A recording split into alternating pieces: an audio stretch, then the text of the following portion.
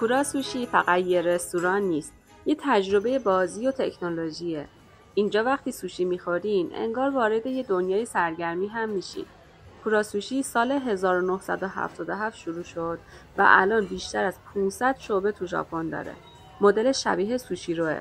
سوشی روی ریل میچرخه، اما تفاوت مهمش اینه که کورا سوشی روی بهداشت و نوآوری تمرکز ویژه کرده.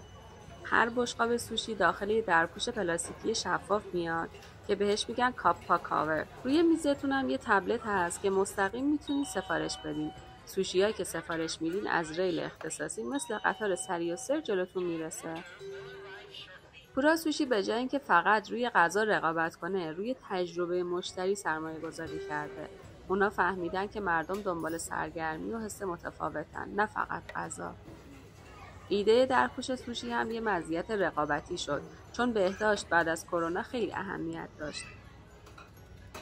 در نتیجه کورا سوشی تونست سهم بزرگی از بازار رو نگه داره و حتی توی آمریکا هم شعبه بزنه. اگه دنبال سوشی هستین که هم خوشمزه باشه هم سرگرم کننده، کورا سوشی انتخاب شماره 1.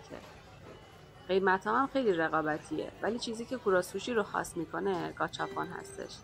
هر 5 بشقاب خالی که داخل شکاف مخصوص بندازین، سیستم یه بازی شانسی براتون اجرا میکنه.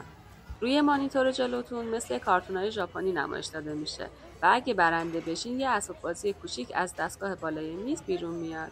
این ترکیب سوشی و سرگرمی خانواده‌ها و بچه‌ها رو دیوونه کورا سوشی کرده.